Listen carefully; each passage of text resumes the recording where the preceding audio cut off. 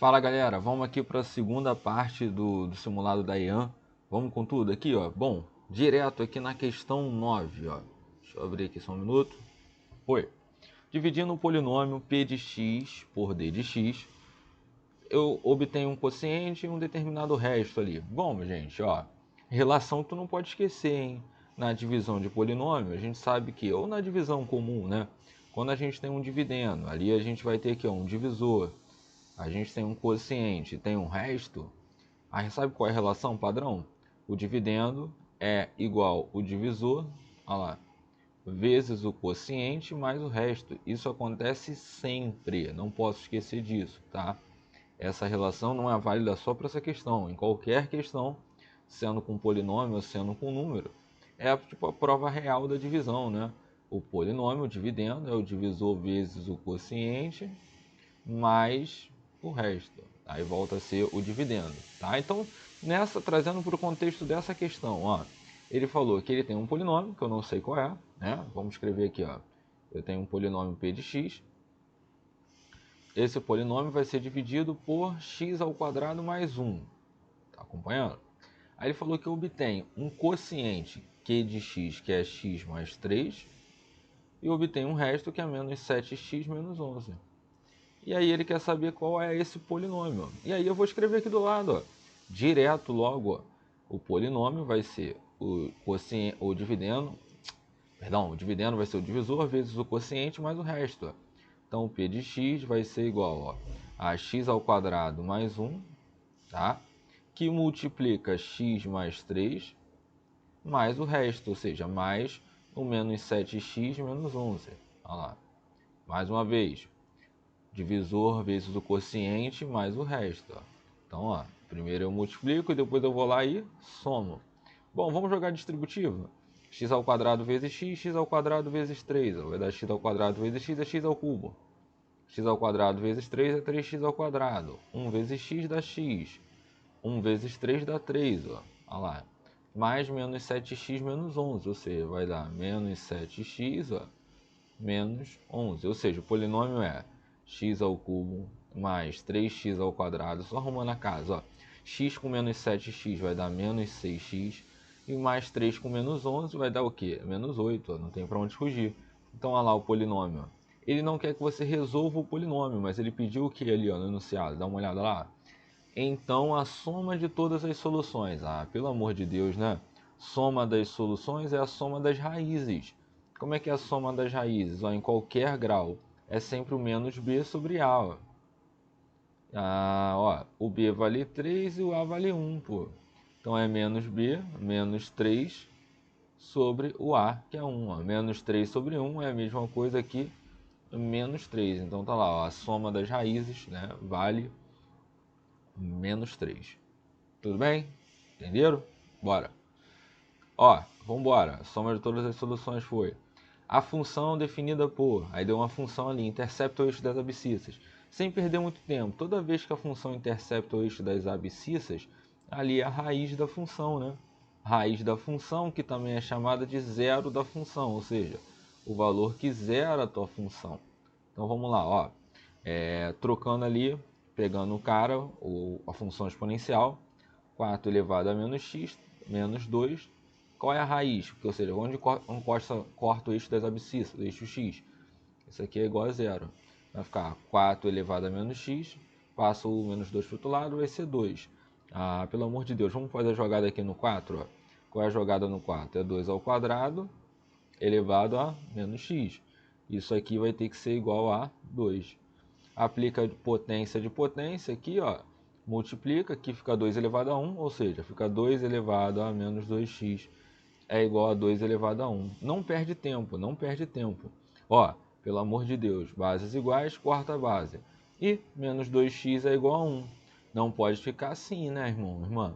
Ó, vou ter que multiplicar por menos 1, porque do lado que tem o x não pode ficar negativo. Multipliquei por menos 1, troquei o sinal, ó. Ficou 2x é igual a menos 1.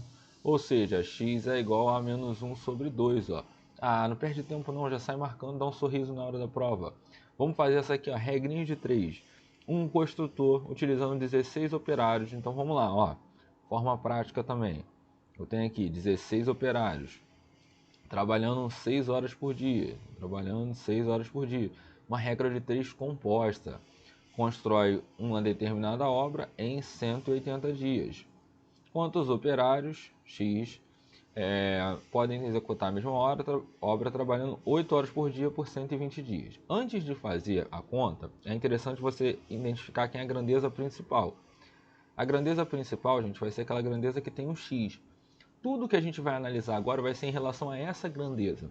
Então, o que você vai fazer? Se aumentar a grandeza principal, aumenta a outra grandeza? Então, aquilo ali é diretamente proporcional.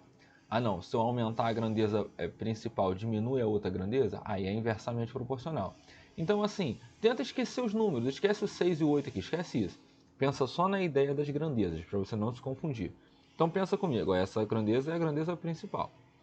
Se eu aumentar a grandeza principal, ou seja, se eu colocar mais operários numa obra, eu preciso trabalhar mais horas por dia para terminar a obra? Não.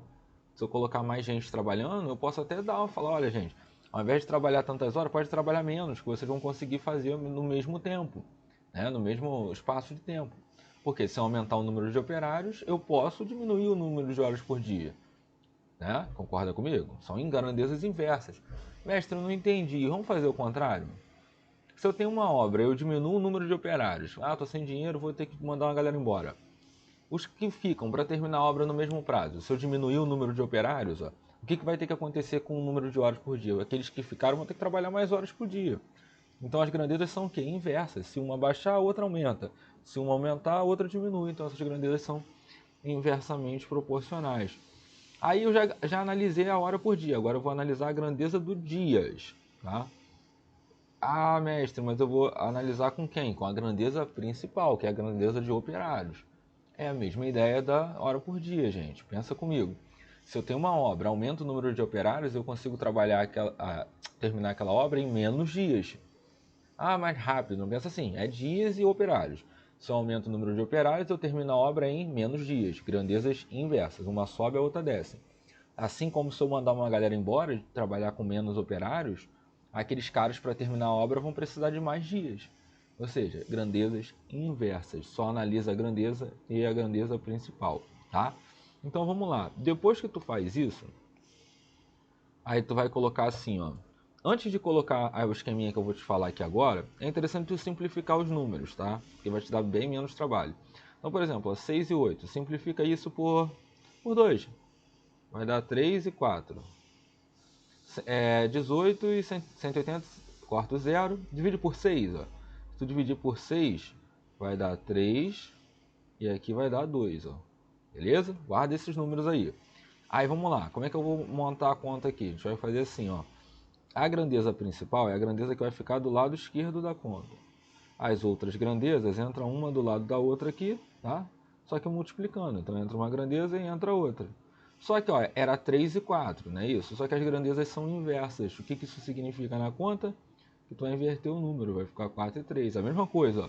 A grandeza aqui é inversa em relação à principal, do dias. Ao invés de botar 3 sobre 2, eu vou colocar o quê? 2 sobre 3. E aí vai ficar a conta assim, ó. 16 sobre x. Lá em cima, multiplica aqui, ó, 4 vezes 2 e multiplica 3 vezes 3. Ó. 4 vezes 2 é 8 e 3 vezes 3 é 9. Bom, agora você já sabe, né? Multiplica cruzado para terminar a conta. Ó. Multiplicando cruzado vai ficar 8x é igual a 9 vezes 16, que é 144. Ah, ó, x é igual a 144 dividido por 8. Divide por 2 em cima e embaixo. Ó. 72 dividido por 4. Divide por 2. 36 dividido por 2. É ele mesmo. Quem é? É o 18. Ó. Então marca e vai sair feliz da prova. Vamos mais uma? Essa aqui é envolvendo a elipse. Lembrando que cônicas, geometria analítica cônicas, é um assunto que está lá no teu edital, hein? Tu lembra disso? Ó, o que a gente faz aqui, ó? Quando tu tem uma elipse que não está igualada a um... Detalhe, né? A tua elipse aqui, geralmente tem uma fração, né? Aquele esqueminha assim, ó. X ao quadrado sobre A, mais Y ao quadrado sobre A, né? Sobre B, perdão. Isso aqui é igual a 1. Tem todo aquele esqueminha. Então aqui, olha o que eu vou ter que fazer, a maldade, né? Quem já viu questão assim, né? Quem já assistiu essa aula tá ligado nisso. Isso aqui é igual a 20, ó. Aqui que eu vou fazer? Na malandragem, eu vou pegar todo mundo aqui, ó, e vou dividir todo mundo por 20. Dividindo todo mundo por 20 para poder ficar a fração, tá? E tem que ficar um lá do outro lado. Então divide por 20, divide por 20, divide por 20, ó. Para ficar no modelo da elipse padrão. 5 dividido para 20, simplificando, vai estar x ao quadrado sobre 4. 2 dividido para 20, simplificando, vai dar y ao quadrado sobre 10.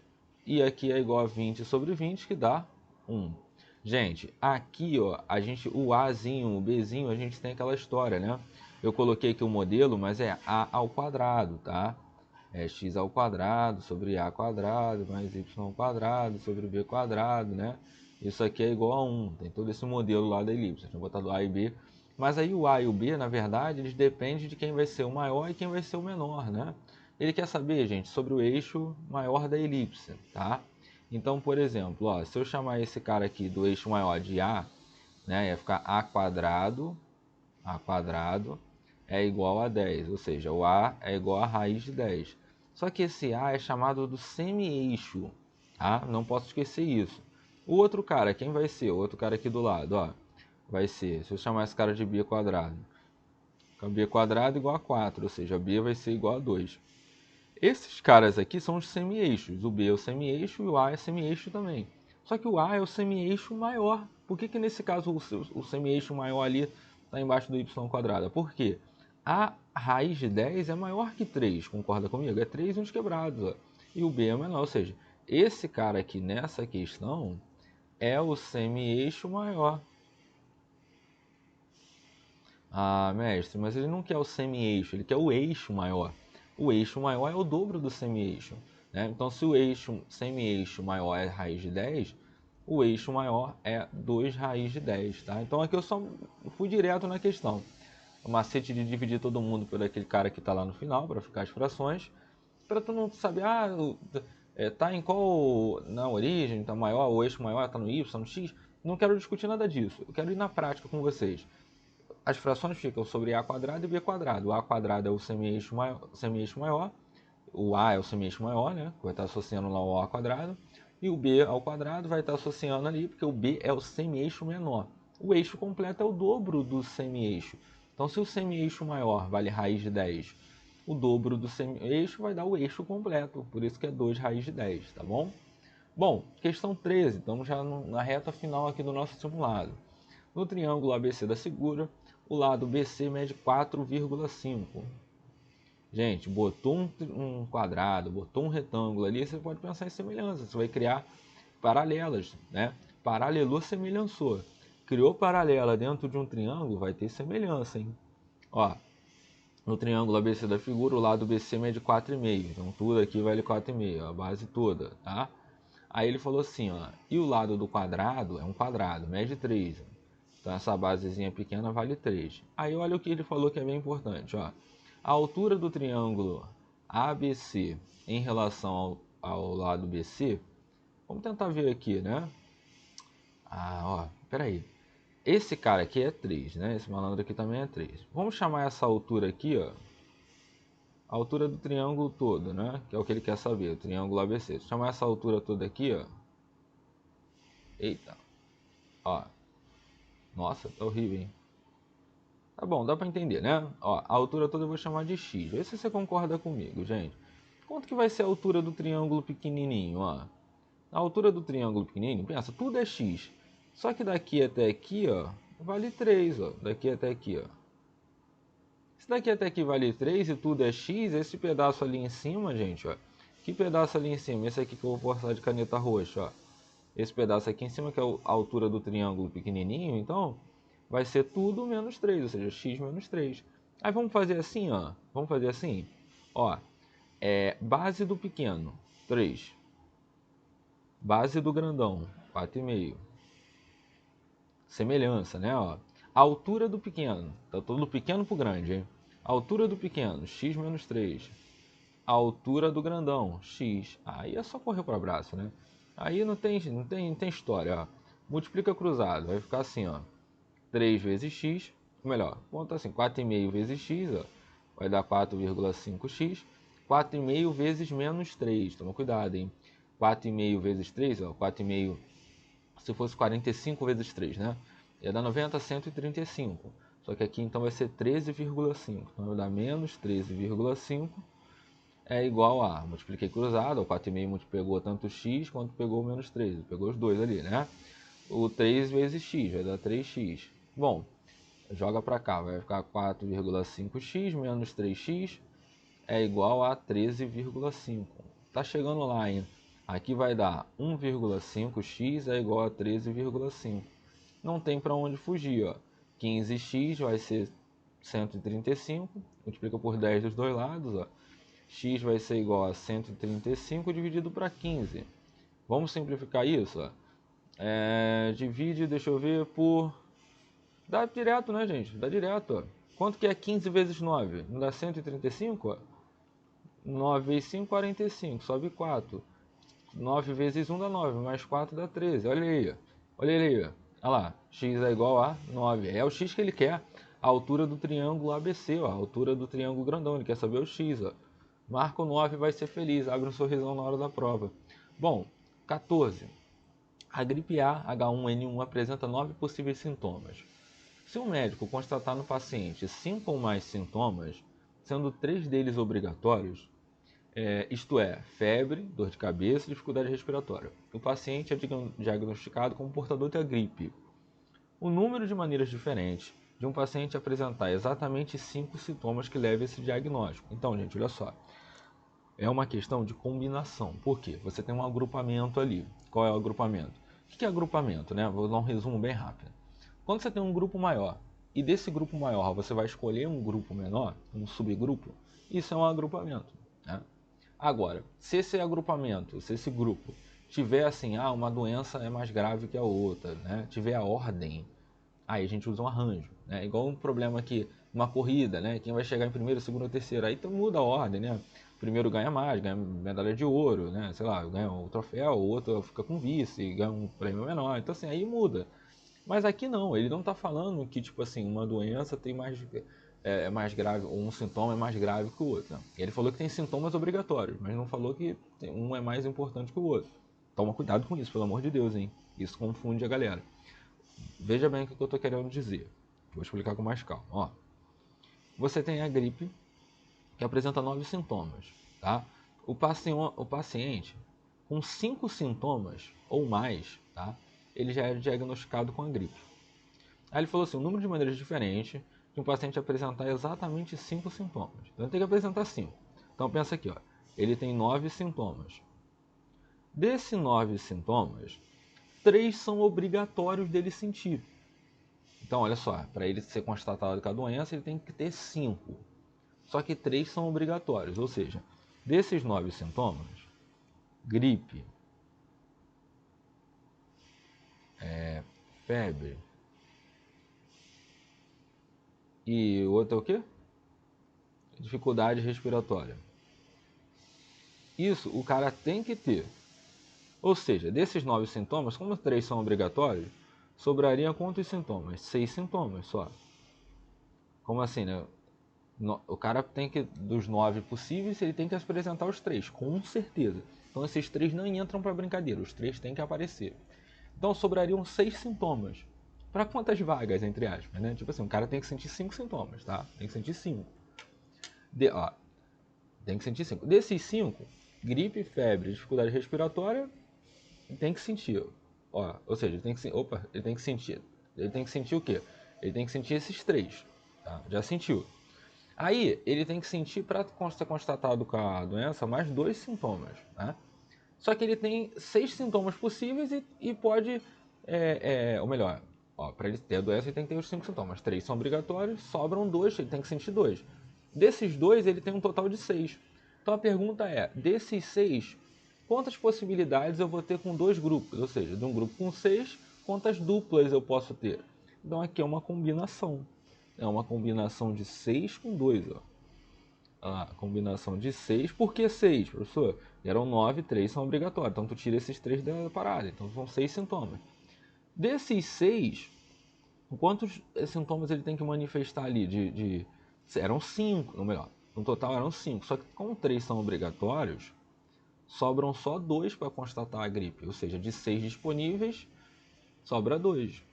E aí eu vou ter que usar a fórmula da combinação. Lembra qual é a fórmula da combinação? Combinação de n com p é n fatorial, n menos p fatorial, vezes p fatorial. Então vamos trocar ali os caras, ó. Vai ficar 6 fatorial sobre 6 menos 2 fatorial, vezes 2 fatorial. Eu vou abrir esse 6 até o 4 que vai dar ali embaixo, ó. Então vai dar 6 vezes 5 fatorial, a gente vai caindo o número assim até chegar no 1, né?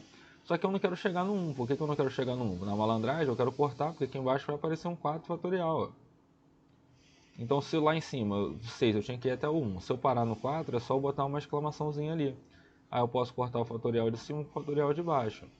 Então em cima sobrou um 6 vezes 5 e embaixo sobrou um 2 fatorial, que é a mesma coisa que 2 vezes 1. Ah, ó, 6 vezes 5 é 30. 30 sobre 2 vai dar quanto? 15, ó. Então tá lá, ó, resultado 15. Agora, última questão. Um investidor possui 80 mil e ele aplica 30% desse dinheiro em um investimento, que rende juros simples à taxa de 3% ao mês durante 2 meses. Então o que ele fez? Ele pegou esse investimento e vai dividir esse capital em 2 partes, tá? Então, gente, olha só. Peraí, ó. Vamos organizar a questão? Então, olha só. A última questão do nosso simulado, hein?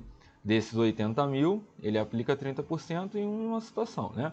Quanto que é 30% de 80 mil? Ó? 30% de 80 mil. Ó, 30 sobre 100, tá? Vezes 80 mil. Vamos fazer isso? Ó, corta os dois zeros, corta. Bom, 30 vezes 800, ó, vai dar 3 vezes 8, 24, com mais, ó, 3 vezes 8, 24, né? Com mais 3 zeros, vai dar 24 mil. Então, assim, 24 mil ele aplica de qual forma? Vamos lembrar da fórmula de juros simples, ó. Juros simples é o CIT, né? Olha lá. CIT. Tem gente que grava a fórmula assim, né? CIT sobre 100, ó. Que ele já bota a porcentagem aqui, tá? Então, vamos fazer isso aqui rapidinho, ó.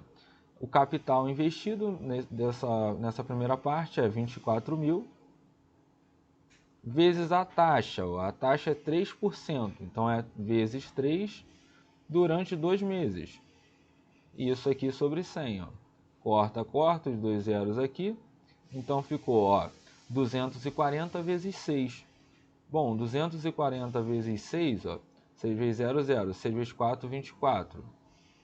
6 vezes 2, 12, com mais 2 dá 14, ou seja, vai dar 1440, tá? Então, olha só, ele, por enquanto, qual vai ser o montante dele, gente? Ó, montante vai ser o capital inicial, que era 24 mil, mais 1440. Ou seja, o montante vai dar 25.440. Guarda esse número, Vamos aqui para a última parte da questão, ó. Se o cara aplicou dos 80 mil, 24 mil, quanto que vai sobrar? Ó, vamos fazer aqui no rascunho. 80 mil tirando 24 mil. Dá 3 zeros. Ó, aqui dá 7. 10 tira 4 dá 6. 7 tira 2 dá 5. Dá 56 mil. Ó. Então, na segunda aplicação, ele pegou o seguinte. Ó, na primeira ele usou 2 meses, parará. O restante, ele pegou esse investimento e botou a 2% ao mês, durante 2 meses também. Ou seja, nos juros ali, ó, vamos separar aqui, ó, o juro vai ser o capital vezes a taxa vezes o tempo sobre 100. Olha lá. Só que agora esse capital é de 56 mil. Então vai ficar 56 mil vezes 2, tá? Porque são 2% ao mês durante 2 meses. Isso tudo dividido para 100. Corta os dois zeros com 100, ó. Aí vai ficar 560 vezes 4. Vamos efetuar aqui no rascunho, ó. 560 vezes 4. 4 vezes 0, 0. 4 vezes 6 dá 24. 4 vezes 5, 20. Com mais 2 vai dar 22. Então vai dar 2.240. Para fechar mesmo, de fato, ó. Olha qual vai ser o montante. O montante é o que? Era o capital inicial mais os juros. Ou seja, o capital inicial era 25 mil. Opa! Perdão, o capital inicial era 56 mil. Mais os juros, que vai dar 2.240. Olha lá. Então esse cara aqui vai dar 58.240. Quanto que ele vai possuir no final então da aplicação? A soma dos dois montantes. Então, ó, 25.440 mais 58.240, ó, 0 mais 0, 0, 4 mais 4, 8, 4 mais 2, 6, 5 mais 8 dá 13, sobe 1, 5 mais 2 dá 7, mais 1 dá 8, olha lá, 83.680, olha lá, letra A. Beleza, gente? Bom, espero que tenha entendido esse simulado. Assiste também as outras playlists, assiste os simulados da ESA, da EA, que é importante também para o teu concurso. Valeu? Tamo junto!